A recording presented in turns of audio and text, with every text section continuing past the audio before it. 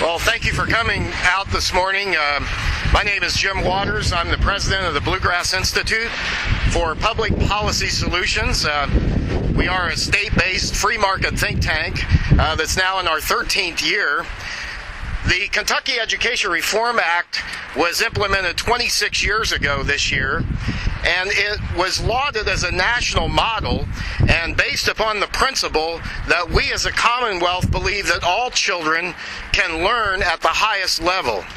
It would be wonderful if we could come today and say that we have closed the gaps in academic performance between our black and white students in Jefferson County, between the poor and the rich students, as the law promised. But instead, we're releasing a report today that shows that not only have the promises made by CARA not been kept, the gaps in too many cases are getting wider. Or in other cases, the progress that has been made is too small and too slow to fulfill the promise of providing every child in Jefferson County public schools, as in all Kentucky public schools, with an education that will prepare them for future success. The release of this study comes on the heels of a recent report that the Jefferson County Public Schools has directed more than $5 million of funds away from a badly needed reading program that disproportionately helps lower income black children in order to pay for salaries within the district. Ironically, this report shows that this was occurring even while the reading performance of black students in the Jefferson County Public Schools was continuing to decline. Children who can't read are children who have no chance of success in today's world.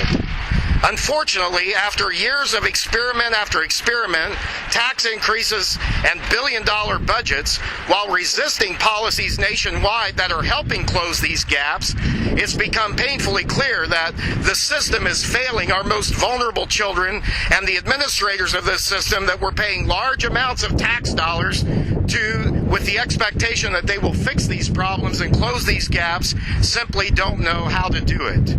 At the same time, they and their political soulmates in the Jefferson County Teachers Union have become ideologically entrenched against public charter schools, which nationwide are closing the very gaps that this report that we released today shows are getting wider and worse in this school district. The time for experiments is over. The time for misdirecting funds is over. The time for ideology that refuses to give Jefferson County's black parents the choice of sending their child to a public charter school is over. Our children are too important, time is too short, and the gaps are too large to continue with this nonsense. And now to talk more about the reality of those gaps, here's Richard Ennis, the Bluegrass Institute staff education analyst and the author of this report that we're releasing today. He'll be followed by Pastor Jerry Stevenson with the Kentucky Pastors in Action Coalition and Pastor Milton Seymour of the Justice Resource Center. Thank you, Jim, and thank you everyone for coming this morning. I'm just going to give you a short overview of some of the highlights of the report. You all have copies, and we will be making it available online later today as well at the Bluegrass Institute's website for all who want to see the full details of the report. I'd like to be able to say that we see progress, significant progress in reduction of the black and white achievement gap in Jefferson County schools, but unfortunately, I cannot tell you that. The data tells us a different story. One of the things that we added in our report for the first time this year is found in Figures 1 and Figure 2, where we now are taking a look at the white minus black achievement gaps on the Explore and the Plan readiness tests that our 8th and 10th graders take. It's not a happy tale. The white minus black achievement gaps in all 4 subjects tested, English, math, reading, and science, grew larger over the 4 years of data that are available broken out by race. The same thing happens with Plan in all 4 subject areas. The gaps have increased across all of those subjects. Even worse, when we look at the 8th grade Explorer results, we find that the actual percentages of blacks meeting the benchmark scores that show they're on track for readiness, those benchmark scores have dropped in all 4 areas. It's not a happy story for the minority students in Jefferson County. Now, as we've done in the past, our report takes a look at the mathematics achievement gap between whites and blacks in Jefferson County for the K-Prep tests.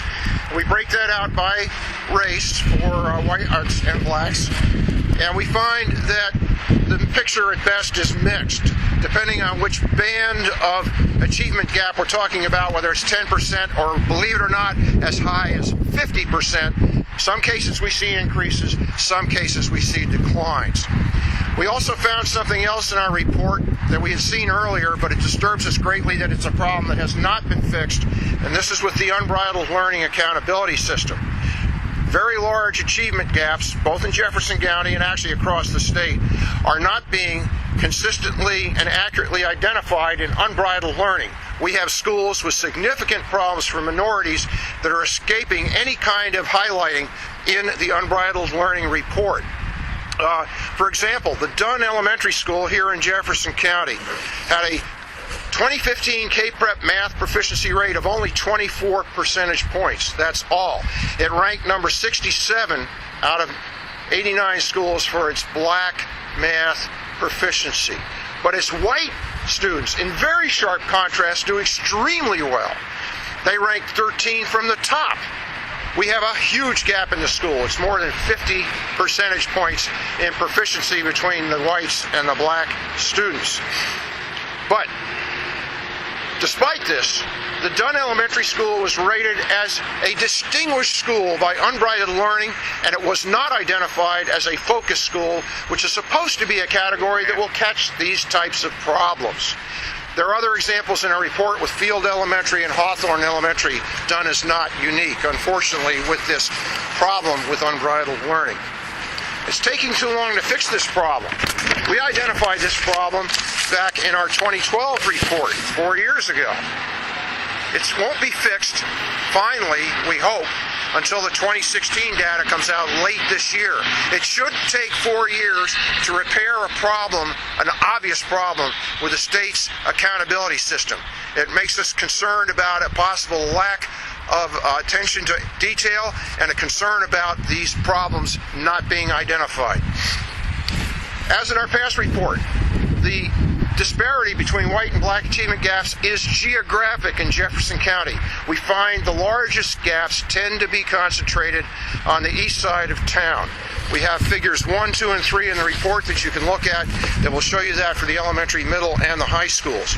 Now, this raises some strong questions about the effectiveness of your busing program, because we found examples, and Dunn Elementary, again, I'll bring up as the prime example, where east side schools have these very large gaps, but the black proficiency rates for math in the east side schools is worse than the black proficiency rates in west side schools. Dunn, only a 24% proficiency rate. Both Kennedy and Carter, as well as the Portland Elementary School, all on the west side, have significantly higher proficiency rates for blacks, and you can find the details in the report.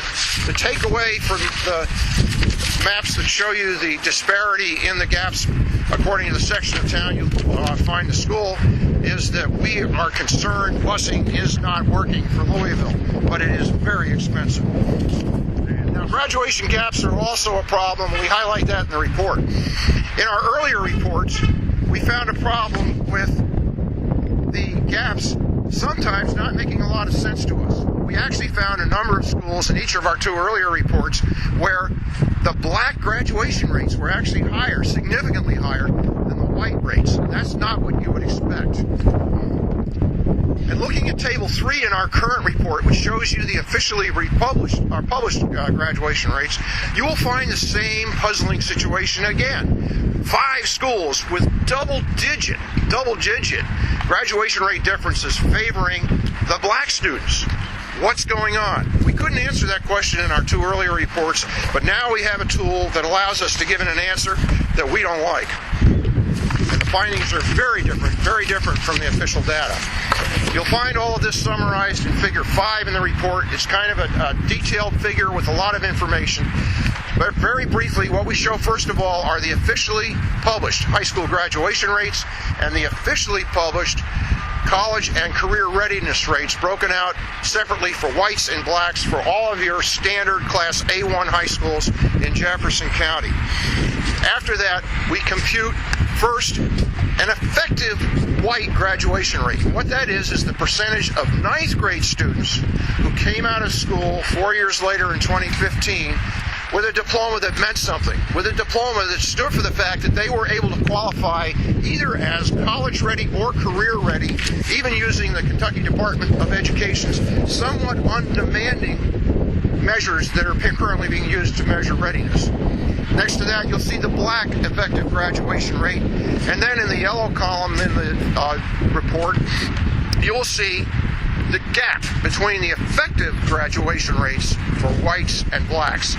And this picture is very different from what we see in Figure 3. When we take a look at the effective graduation rate gaps, the graduation gap for those kids who got an education that meant something, only one school has a slightly different gap favoring its black graduates. All the other schools, every one of them, has a gap favoring the white students, and in some cases, those gaps are very large. Fairdale High School is the worst, a 37-point difference between its white and black effective graduation rate. Why are they able to graduate so many whites over the percentage of blacks in that school with a diploma that means something? We don't know. We also took a look at one other thing, and that's the differences in the whites' reported graduation rates between their reported rate and their effective rate. And then in the last column on the right, the same thing, but only for the blacks. And we take a look at this overall as well, and what we find is that in Jefferson County, the difference between white reported rates and effective rates is about 20 points. So you have about a 20% inflation in your graduations where those kids really didn't get an effective education at all. For blacks, the number is more than twice as large at 44%. And what this means is there's a lot of social promotion going on in your school district to diplomas that really are hollow, that really don't indicate that those kids are ready for college and careers, which the Kentucky Department of Education has promised us is what a diploma is now supposed to be. We're a long way from that, but we're a lot farther from it when we talk about your African American kids. Okay, that summarizes the highlights in the report. I'm going to let other folks talk about their reactions to what we found.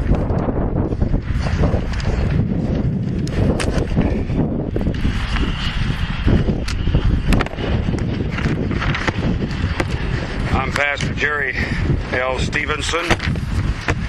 I serve as the pastor of the Midwest Church of Christ in West Louisville. I also serve as the operating officer for the Kentucky Pastors in Action Coalition. Our coalition in 2015 implemented our Pastors in Action education platform. That platform called for, first of all, advocating for public charter schools. Secondly, to expand parental and school choice in Kentucky and West Louisville. Finally, that the redirecting of preschool education, the Head Start program out of Jefferson County Public School, because preschool education is not working in that large organization. The Kentucky Pastors in Action Coalition is a faith-driven, nonpartisan coalition dedicated to being a voice calling for education equality for children of low-income, working-class, black and white families in Kentucky and Metro Louisville West End. We are petitioning Governor Matthew Bevin,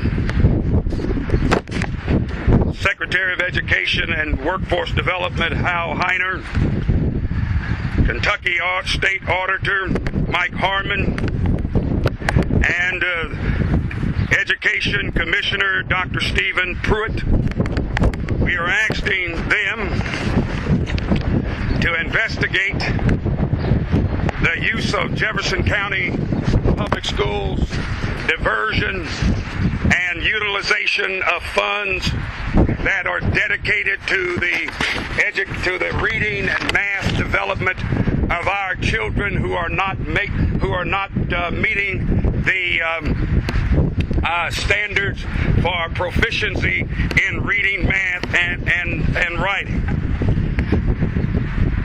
In Louisville's Metro Council Districts 4 and 6, an average of 80% of fourth grade students are below in proficient in reading and math. Louisville is a city in crisis. Without acute intervention, the crisis will continue in the next generation of students attending the Jefferson County Public Schools.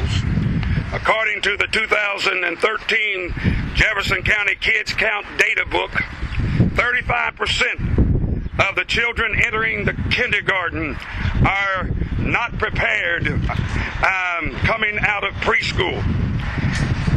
In the 2013 report to the Metro Council, that same report stated too many entering JCPS's kindergarten have not received enough preparation to be ready to learn.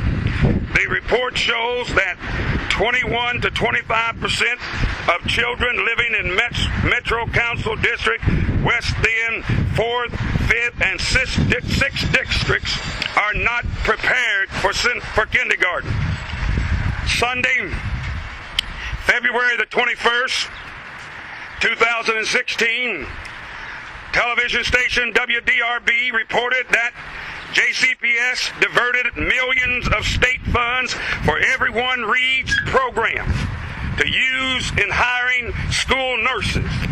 Now, we're not saying that the school doesn't need nurses, but what we are saying, our children need to learn to read, and we should not be diverting monies for our children to read. Secondly, JCPS, under the No Child Left Behind program, the system was receiving approximately $7 million annually. I'm going to say that again because that truck went past. I don't want y'all to miss it. They were receiving approximately $7 million a year to provide tutoring for math and reading for children not meeting the standards. JCPS and the state requested for JCPS to use those funds as an in-house instead of using local neighborhood programs to operate and to assist these low-income children in their communities. They diverted those dollars to an in-house program. What we have found is that, according to the Bluegrass's report, the blacks falling through the gaps, there's no improvements. In fact, the gaps are getting wider. What we're saying is that it's time for the state, our governor, our Secretary of Education and Workforce Development, our auditor, and our Commissioner of Education. They need to look at how those dollars are being used. We know that JCPS has implemented some programs within their system to provide they call it extended day care, school care. Well, I'm here to tell you, I see the kids in our neighborhood, and they're not in those extended day programs. And I'm here to tell you, it's time to look and see how this organization is spending those dollars. And again now, they spend a lot of money, but the results do not show the good for it. And I'm asking the Kentucky Pastors in Action Coalition is asking on our state to come in here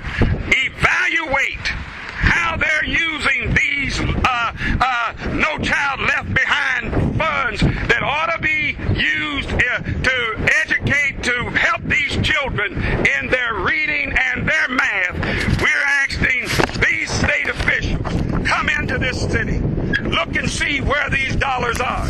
In fact, if you'll go back and research the No Child Left Behind dollars, you'll find when they did receive them, they received an allocation up to almost $7 million, but they were only expending a little over $3 million of those dollars to the children that were being used, and many children were not utilizing it because the school wouldn't tell them about it. Well, let me tell you all something. I want to know where those other $3.5 million went to. At that same time, they were touting large surpluses of $100 million. It's time for this system to be held accountable, and I'm calling on you all, this media, and to hold this system accountable, because our children are counting on this state and you to hold this system accountable.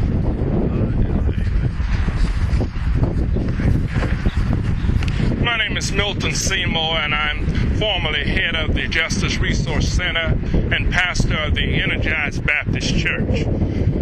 As we are out here this morning to talk this morning, children are still failing in Jefferson County Public School. The gap between non-African American children and non-African American children is criminal.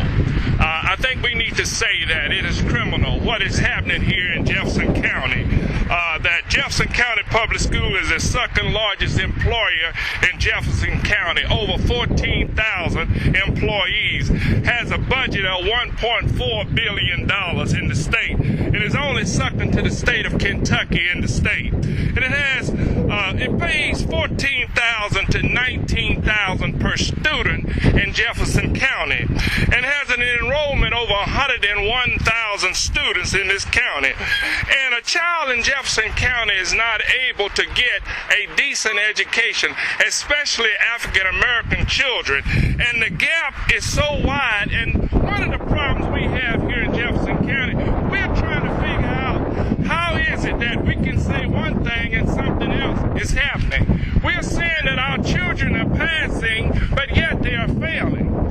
We are looking at the African American children in the West as well as the East, and these schools are showing that they are passing. They're having passing marks, but we are looking a little closer, and there's still a gap between the African American children and the non-African American children. Even in the top schools in this county, there's still a problem. And then when I hear an African American legislator says that that's not the number one concern, then I am very concerned, because that tells me that there's a lot of people in this community are not concerned about our children getting a decent education.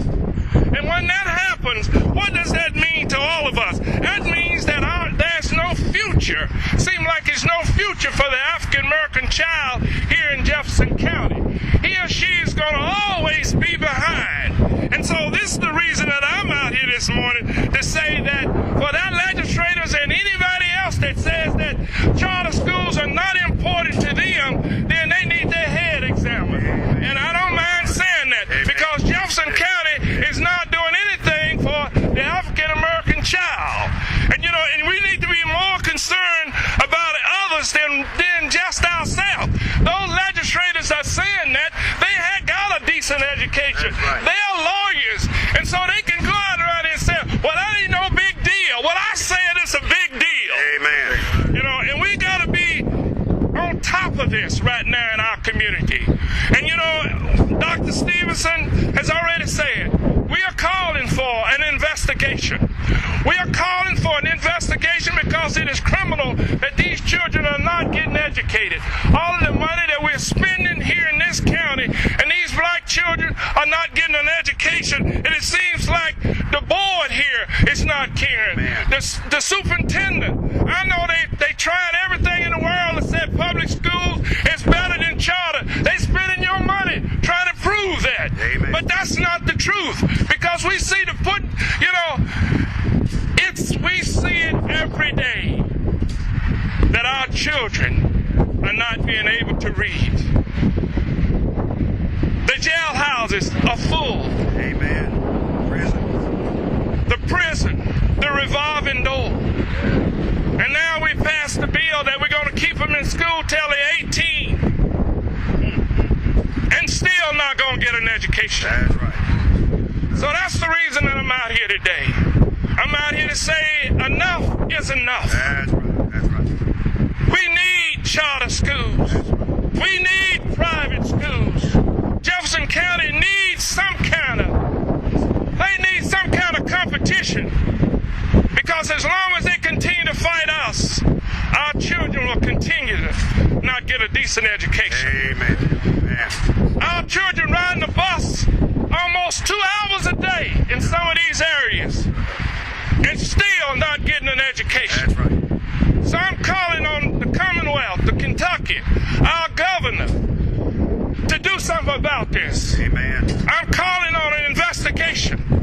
And if the state doesn't do it, then we're going to file a federal complaint, because something needs to be done. Amen. Thank you. Praise God.